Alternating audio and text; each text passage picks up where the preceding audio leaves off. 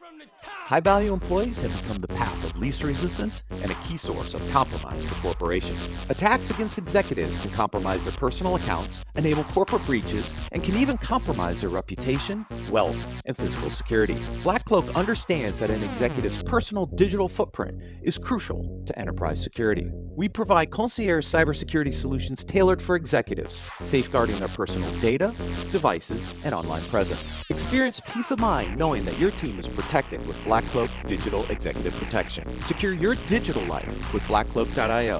Visit us now at securityweekly.com/blackcloak. Enterprises today are using hundreds of SaaS applications. Are you reaping their productivity and innovation benefits, or are you lost in the sprawl? Enter Savvy Security. They help you surface every SaaS app, identity, and risk, so you can shine a light on shadow IT and risky identities. Savvy monitors your entire SaaS attack surface to help you efficiently eliminate toxic risk combinations and prevent attacks. So go on, get savvy about SaaS and harness the productivity benefits. Fuel innovation while closing security gaps. Visit securityweekly.com/savvy to learn more. On the Security Weekly News, I try to scan and produce a quick look at some of the major stories to help you keep up with what's going on in and around the industry in a short format. Myself, Aaron Leyland, Josh Marpet, and other guest commentators provide greater insight every week. I'm Doug White, and I hope that you'll look for the Security Weekly News in all of your favorite podcast catchers and subscribe for the latest content.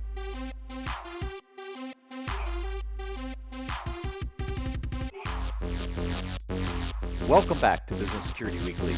I am your host, Matt Alderman, joined by Jason Albuquerque and Ben Carr. Follow Security Weekly Productions on LinkedIn for exclusive show clips, insights, and updates across our organization. Stay connected with our hosts and fellow community members, and join the conversation that's shaping the future of cybersecurity.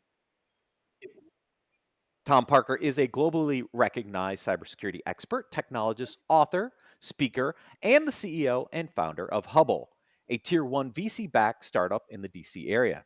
He has more than 20 years of expertise in the cybersecurity space, including extensive experience driving revenue growth and scaling global organizations.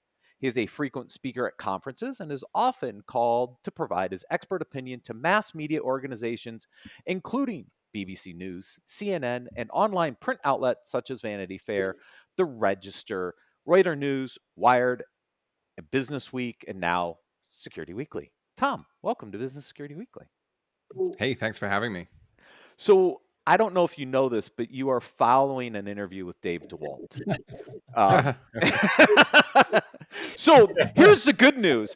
A lot of people are going to watch this segment because it's linked to the first interview segment, but we covered some of the big kind of threat and innovation areas. And as you and I were preparing for this interview, we're going to cover some of those topics again, but kind of in more depth, I think, which we didn't get a chance to do with Dave because we covered such a wide variety. But there are some emerging trends that Dave brought up that you wanted to spend some time on in this interview segment that are things that CISOs should be paying attention to. And I think what I want to start with is one of the areas we didn't specifically outline it, but one of the things that came up, and I know this is kind of near and dear to your heart, is you can't protect what you don't know you have. Right. Little asset management. Yeah, little asset management. Yeah. Somebody. Yeah. Perhaps. Yeah. And I think what's interesting about that question, and we've been saying that for years, right? We need to know where our doors and windows are, and the big shift we've seen is the goalposts have moved, right? The definition of doors and windows have changed. It used to be the case that I care about what is physically wired to my core network switch and like my extended network from that point on. But now we've got whatever percent of our workforce from working from home. We have cloud adoption. Significantly increased complexity when we think about our application attack surface, the use of containerization. And I think the definition of an asset has really changed as well. You could argue that the definition should never have been as narrow as it was to begin with. I think, some of our competitors in the space, still are calling an asset with an IP is a thing with an IP address, right? But guess what? Not everything has an IP address, right? And if you think about the way that security gets funded and the things that the board really care about, you end up very quickly getting into a conversation about value protection and risk. And, we can have conversations about business resilience and what it means to be, how to have a resilient business. And we talk a lot about the board doesn't really understand cybersecurity and we need to educate the board better and yada, yada. But, the thing that the board does know really, really well is risk, right? And they think about financial risk, they think about reputational risk. And these are constructs that have existed for years and years and years. And, I always think when you're communicating with the board effectively, using themes and constructs that they already get is a very useful thing to do. Just like I used to spend a lot of time in oil and gas, right? And if you talk about cybersecurity to, steel toe boot clad worker that's been, working in an oil company for the last 30 years of their life and try and explain, how AI is going to change their world, that you're going to, it's going to fall on deaf ears. But if you start talking about safety is a thing that is ingrained into them from day one, right? I need to wear PPE. I'm wearing steel toe boots. It's the same thing with the board, right? And so back to your question about assets, it's very important that when we think about assets, we think about the things that the board cares about, which is risk and value protection. And where do assets live? Well, they're not just things with IP addresses. It's data, it's user identity, it's applications. And so when you think about that in terms of my need to understand what's on my environment, it becomes a very different conversation to I'm just going to run an Nmap scan and find out what IP responds, and that's kind of my inventory that I'm going to hand to my regulators. But it's also beyond inventory at this point too, right, Tom? It's about the context that you can bring when you pull all those assets together and the telemetry around those assets. I think that's an important factor as well, don't you? Yeah, and it always has been. I talk to my customers, and formerly when I was a CISO, we talk about security as a problem of scale. I have too much stuff. I don't really know what the stuff is. That's the inventory part of this. But I have too many alerts. I have too many vulnerabilities. I'm just getting and that the extra like 50 people that I try to get as onto my security team this year, that I didn't get approved for that headcount. So I need to do more with less. And so working effectively with what I do have, and not being in this mindset that I'm going to chase down every single vulnerability that has a CVSS score of 8 or above, but the CVSS scores that have a vulnerability of 8 or a CVSS score of 8 or above and are associated with an asset that is actually important to me context wise, that's the stuff where I'm going to spend my time. So, context is subjective, right? You get into a protracted conversation about, well, how do we measure context and risk? There are certainly vendors out there that, give you a very pretty dashboard of risk. And, we are very much of the mindset that we are a data play. We want to provide people with the information that they can create their own perspectives on how they would like to measure risk. And drive that context. So maybe you care about systems that are missing endpoint protection. CrowdStrike's one of our great partners and investors. And, obviously with agents, the agent knows what it knows. And so, how do you complete that picture and that kind of data ecosystem around it to drive that context and really, again, back to that point of prioritization, make sure that your team that you do have is working as smart as possible. Yeah, you have to focus on the things that really matter, right? I mean, context is utterly important across the organization.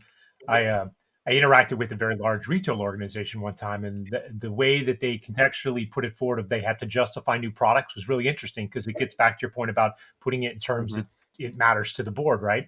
So every time they went and had to justify a security product, they had to pick some type of product that the company sold, how many rolls of toilet paper they would have to sell that next year to essentially justify or way off on the cost of that new investment, right? And I thought that was really interesting because it connected security to the business and it connected the business to security, right? But ultimately, in the day, it is really all about risk for the board. And I'm wondering your thoughts. Like, we've talked a little bit about it, but what's the real reason that you would think if the CISO goes in, even if he's talking, and I agree, we need to get out of technology and more into the business, but ultimately, almost every CISO talks about risk at some level, right? Why isn't that conversation drawn more into the board, right? Like, why doesn't the board lean into that and say, hey, I want to hear more about this risk, right? I want to hear more about this area we're not covering that we have exposure. Why do they just, geez, it's technology, and I'm gonna turn away and move on and not be so interested, right? Like, there seems like there's still some disconnect between the two, that we're not bridging the gap very well, and it can't all be explained by the CISO is just a technical guy and he doesn't know. So how I'm going to say talk something around provocative. I've not thought about that question before, but I think I know at least one reason why. And organizational structure matters, reporting structures matter, and CTOs generally, when they think about Yeah. incidents and P1s, right, in a technology organization, I'm thinking about outages, downtime, like how quickly my website's responding, right? I've gone from like 2 milliseconds Sure. to 10 milliseconds. If you have a good team of security practitioners, they are going to be hopefully risk minded. And I've seen many organizations where there was a concept of risk and prioritization within the security team, but that gets filtered out by the time any security reporting makes its way to the board, because the CTO either doesn't want to talk about risk when it comes to security, because there's an inherent conflict, because they own the stuff that the risks are being called out for, or they just don't understand, and they'd rather talk about like P1 response times to our web application. I think that's one of the big reasons why. I would agree with you, Tom. Like, we talk about that all the time, and I think that's like CTO, CIO. It doesn't matter, right? Like, there's always an inherent conflict of the necessity to cover your butt because you look like you're not doing what you should, when in reality, it's just checking off boxes that are risks that the business should address. I mean, it's not a negative. It's not a check mark against you unless you're The unfortunate part is that just, org structure we've got to address leads risk to the throughout sacrificial lamb, which is the CISO, right? Which is unfortunate. So again, I mean, we talked about it a little bit on the last segment. The security leaders need that evangelist at the board level, someone waving that flag, right, and being there for the security team and being there for the CISO. I am hopeful that with the new SEC rule and some of the other changes that are happening in the more regulated industries, that there is going to be more interest from the board asking themselves that question, like, why am I not getting more risk reporting from my security team? I do worry about healthcare and some of the industries that haven't seen as much cyber regulation, but yeah, I do think we are making progress in the right direction, slowly but surely. Yeah, I think the actors are certainly pivoting from a criminal side, right, into where they see that there's a necessity to pay. And that's, healthcare has been a big one, right? I mean, the Change Health was just a massive issue over the last couple of months here. All right, so Tom, now we think about, we kind of set up the conversation at the board level. What are some of these big trends that now we have to try to educate the board on? Because there's a few of them, right? We brought some of them up last segment. You and I have talked about these. Let's talk generative AI for a second, right? There's pros and cons to generative AI. There's advantages of leveraging generative AI technologies to innovate, create new products along that line, but then generative AI also has a negative consequences. It's being used to actually create a different threat landscape. So as a CISO and as someone who has to communicate these risks to the board, how do you position that on the good and the bad of AI? Yeah, I mean, so I think when we talk about AI and LLMs and that kind of thing in security, we're almost always talking about how we can use it in security. We're almost never having a conversation about, well, what's the business doing when it comes to AI and LLMs, and how is that going to create risk to our organization? How is that going to, back to our conversation earlier about assets, right? How do we inventory the use of AI in our organization? And, I have absolutely no doubt that our friends at Palo Alto and Dave and ourselves and others are going to do a really great job of making the most out of AI and LLMs in security. I worry though that we're not talking enough about well, what is the business doing and what are they doing to inform the CISO that they're up to those things? Just like cloud adoption, right? When I was at AIG, I remember someone described cloud adoption as like putting toothpaste back in the tube. You can't do it, right? Once it's out there, it's out there, it's been adopted. And I think for a lot of organizations, when people went on that journey to cloud, it just happened very, very quickly without a lot of checks and balances. And I worry that we're going to see a repeat of that when it comes to organizational adoption of AI, and that creating some real heartburn for the security guaranteed that's already happening. I mean, think about it. Because Microsoft already launched Copilot throughout Microsoft 365, right? Salesforce is, you see commercials on TV now about their AI. I mean, it's already happened. It's there. Now. Well, and that's why I see that similarity between AI and cloud, because the thing about with cloud, right? We talked about like shadow IT and, for years, and, cloud was just a great way to very quickly stand up new infrastructure, and like ease of adoption. The bar to entry was very, very low. And exactly to your point, Jason, some of these new technologies make it very, very easy to implement AI in your organization. And we have to, in very short order, absolutely start to wrap our arms around. I mean, think about it right now. If you don't have information protection and data classification, leverage AI of choice, Copilot, Salesforce. Show me what the HR leader was working on today. All right, cool. Go do it, right? And start showing them documents, that sensitive documents that could be HR related or related to the finance team and the CFO. If data classification and information protection hasn't happened, you should not be flipping the switch on Copilot or any AI tool without doing those foundational items first. And you have to know your data landscape 100%. First. So those data assets, you need to know where they are. You need to know how to protect them. Right. Yeah. And I think some of those technologies, it's almost part of the sales model that it obfuscates around security. Yeah, right? Yeah, for sure. That was certainly like in the move to cloud, right? It was easy to go stand up something in AWS. It was easy to go, get a website at GoDaddy and, provide a credit card and you're off to the races, and you didn't have to go through security because it didn't have to be managed by the tech staff, right? And so we just see an extension of that. And so it's trying to figure out how we put that ring fence around that, where it has to go through a control. And I think back to your original question, Matt, about, what does the board need to do? I think just like the adoption of any new technology, and I'm just going to throw a number out there, you need a perspective like $2 spent on AI adoption maps to additional dollar that we're going to spend on security. I mean, you have to have that sort of mindset. Otherwise, the security organization is going to be left way behind playing catch up, which, as we know, costs way more money in the long term. And it has to happen quickly. And Tom, I think some expectation level setting needs to happen as well, right? The leadership and the board of directors can't think we're going to flip on AI and all of a sudden we're innovating the entire company.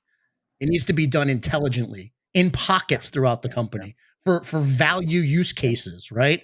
It can't be just this flip of the switch and now all of a sudden you're gathering data from the entirety across Azure and OneDrive and Office 365 tenants and Exchange, and you're pulling all this in and now it's fully searchable. It's got to be done intelligently and in pockets and where it's going to add value to the entire organization. That's right. And I'll tell you, once you get to that point, I mean, I have a red team background and as a red teamer, we used to love finding data repositories that indexed huge amounts of enterprise data like that, because it just gives you the keys to, gives you the roadmap. You don't need to do discovery at that point, right? I think the way that we protect these systems from adversaries using them against us to help us find a way around the organization to find data that wasn't easily correlated or available in a central place before. We're going to see some interesting breaches, unfortunately, over the next couple of years. I think that where organizations have made an investment in an AI technology like that, and have actually used it against the organization. And it may be easier to get the data than infiltrating an organization. I mean, in the world of ChatGPT, where I'm sending my data up there, like there's a whole other attack vector that I think the board and executives have to think about. Like, how do we want to approach our Gen AI strategies? Do we want to send data to these other platforms? Do we want to control that?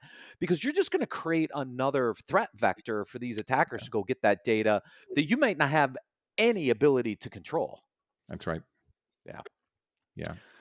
So please go ahead. I was just going to say, so I mean, we've just taken the asset management problem, kind of taken it to the next level, because now I got to think about models as assets. I got to think about data as assets, which should already be thought that way, but not if you try to associate an IP address to it. You're not, right? Like, this just exacerbates the kind of the core, this starting point for this conversation was around asset management. So, yeah. Yeah, well, just think about how long it's taken some of the major manufacturers who do asset management to think about how to import that into their model and change the way that they think about it, right? I mean, there's still major players in that space who are thinking about, like, how do I put cloud in there, right? What do I put in there? They haven't even gotten to the AI and the data models yet. So I think it's going to be a real challenge, right? Like, I don't even know how people think about approaching it. Right. I mean, your traditional CMDB doesn't think about containerized apps and all of the different services it's providing at all, right? I mean, at the end of the day, you're providing all these microservices out of these containerized apps, and you have no way in a CMDB to track it. And I think one of the challenges we do see in the industry is that some of the regulators are saying, okay, now it's important that you have an inventory. But too many organizations are saying that, well, I'm just going to use my CMDB to satisfy that control requirement. We have to be more thoughtful about the details. You've got to have context. You've got to inventory all the things that don't generally exist in it, like data, right? In a CMDB. And so I think, that's also a big danger, that, it's seen as a kind of a checkbox that, will we have an inventory, right? Will know that you have an IT inventory. You don't have an inventory that's going to enable your security program. Yeah, and then you think about the extension of unintended consequences of regulation, right? Right to be forgotten.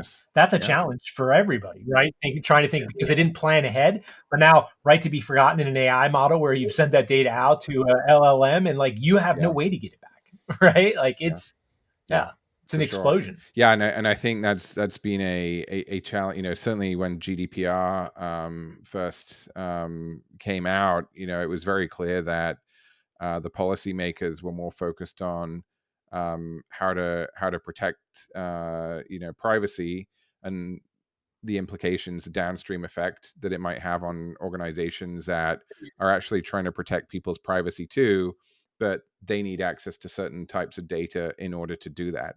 And so, there are a lot of organizations over the years that I've worked with where, implementing something as simple as a button in an email client to report a spearfish that would submit the email to the security operations team. Oh, well, we can't do that because that email could contain sensitive information about a European. It's we have to do a better job at the policy making level as well to think about obviously privacy protection is super important, but let's not have these unintended consequences that we've seen out of some of the recent legislation over the last 5 years. Well, let's go down another unintended consequence, quantum, because think about all the protections you're trying to put in place to meet these regulatory requirements, and then the horizon, 3 to 5 years, all that's broken. Like, what does that do to an organization that's trying to solve these problems, Tom? Yeah, I think what's interesting about quantum is, and general, I'm definitely not a quantum physicist, but I think when we see an adjoining of quantum and AI, for example, it's going to be really fascinating, right? If you think about the ability to create deep fakes, the ability to analyze large amounts of data, it just I think it right now it feels a little like trying to understand how big space is, right? You just can't quite wrap your brain around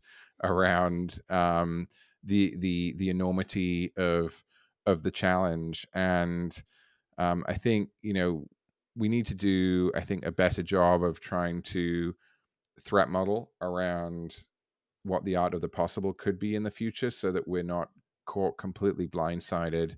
And a lot of the problem around this, obviously, is it's, a lot of it is still theoretical science. We still have quantum computers, solving problems that are important, but they're normally that, a lot of them are like scientific problems. It's not like solving, hash computations in order to break, find hash collisions in computer science. So I think it's all very theoretical at the moment. I think it's just important for organizations to keep their ears to the ground.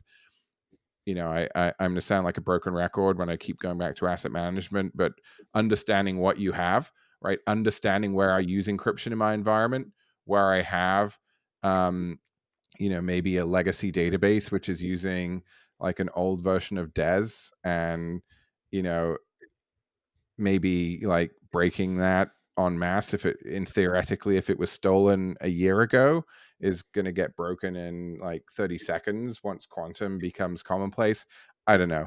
These are the conversations we need to be having, though, in order to start. I think the point is, right, we've had plenty of lead time to think about this, because everyone's saying, oh, it's going to be 5 years, we're 10 years out, whatever, right? In terms of when quantum, like, we've had plenty of time to say, where are my SSL points, where I have encryption in my environment, and like, if that were to fail as a control, what am I going to do about that? Theoretical becomes reality when you put that technology in the hands of bad people. And again, because they'll use it to go after all those theoretical. But again, there's no better time to prepare than now, right? If you don't have an inventory of all your cryptographic assets, go do it. Be prepared. Yeah. Right. So that brings up a really interesting, like, I guess, a theoretical thought problem, right? So, Tom, I'm just interested in how you see this. Do you see that we'll have to do retroactive analysis with breaches? Because, look, the data was exfilled, but it was encrypted, it was unbreakable. But now it's not. Do I have to go back 2 years and look at that? Impacts might be? That's exactly where I was going with that. I think if you have had a known data exfiltration event,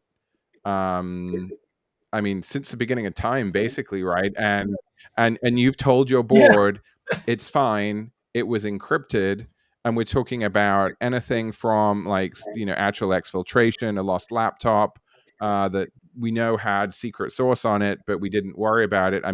I can't tell you the number of organizations I'm aware of who have a policy that as long as the laptop's encrypted, we're not going to worry too much about it getting stolen at a Starbucks. It's not reported, right?